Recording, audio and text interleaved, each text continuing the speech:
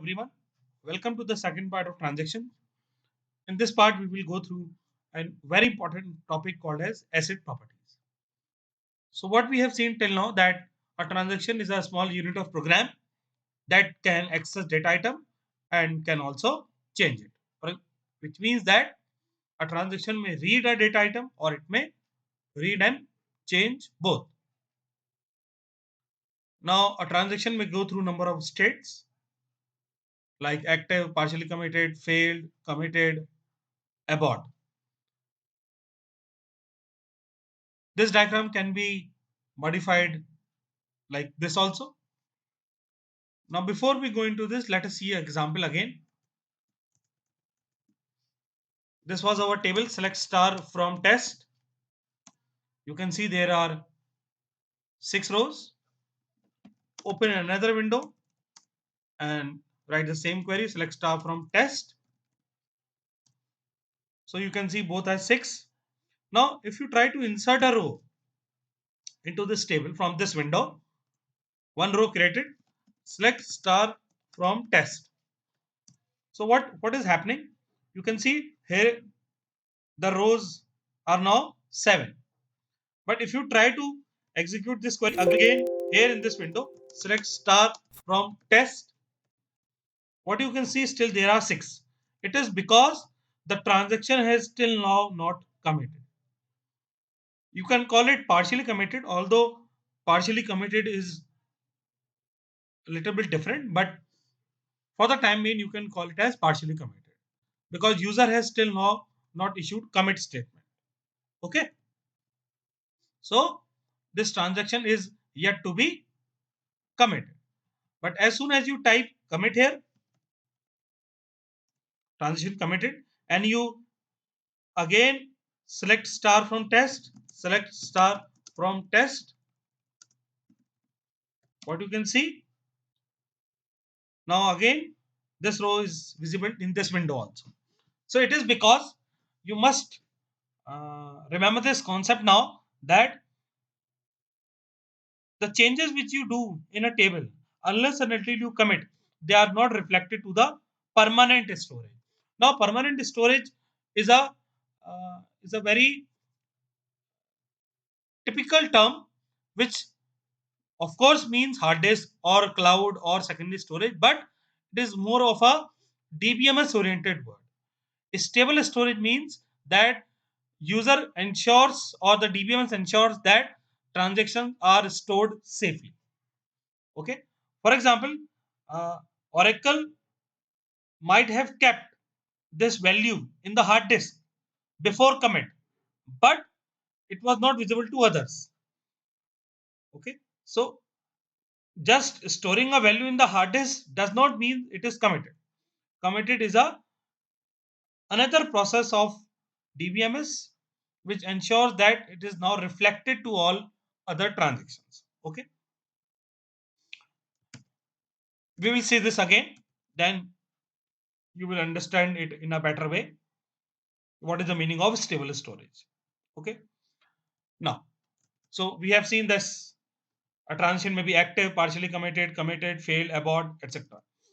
Now, in order to ensure that all the transactions run smoothly and no result is invalid, every DBMS supports what we call as asset properties. So, asset means atomicity, consistency, isolation, and durability. Now, let us see an example one by one. Number one is atomicity. Atomicity means if a transaction is made up of number of steps, then all the steps should be executed and all the changes done by those steps should be reflected in the database in stable storage or none of them.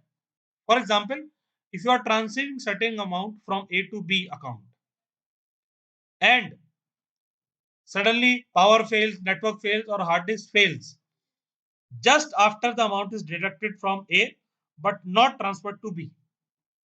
Okay, like this, you are transferring from 100 rupees from account X. So, although in real time programming environment the steps will be more, but here we are taking only 6 steps. So, what can happen is that first of all you read value of current account value in X, you deduct 100 rupees in RAM, then you write back X. Now what can happen after this step? Step 3, hard disk can fail. Okay, so what will happen? This 100 rupees will be lost because they are not reflected in account Y. So it is the responsibility of DBMS that any changes of partially executed transaction are not reflected in the database, and even if they are partially reflected, they should be rolled back. So atomicity ensures that either all the operations are executed or none of them. Okay. Next is consistency. Now consistency is a very general term which demands or says that DBMS must ensure or must meet all type of validation and constraints. Okay. And the isolation property ensures that the database is in consistent state. Okay. So there are 2-3 things mixed up in consistency. Let us see one of the example. Then we will see another example.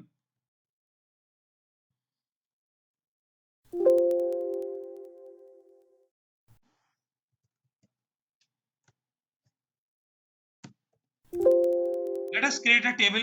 Create table acid, for example.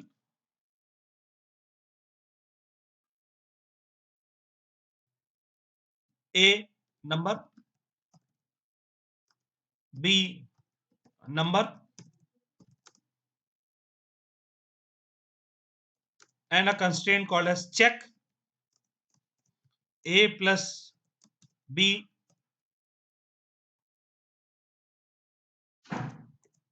is always 100. Table created. Now insert a value, insert into acid values 20, 80. Now you can see one row created. Select star from acid. You can see A is 20, B is 80. Now sometimes what can happen, a transaction might come and it can change the value of A. Okay, like this, update acid set A equals to 10. Now if this is allowed, then what will happen? A will become 10, but this constraint will become invalid. So Oracle or any DBMS ensure that this is not violated. This is called as maintaining the consistency of the database, that all the values are correct, all the constraints are working, and there is integrity of database is maintained. So if you try to type like this, what will say? It will say check constraint violated. So this is working because of this consistency constraint, or what you call as consistency property. Okay. Next is isolation. Now isolation is also a very important thing. As I have told you earlier that it can happen that in a system hundreds of transactions are running, and these transactions may access common data item or they may access different data item. If they are all accessing different data item, then there is no issue.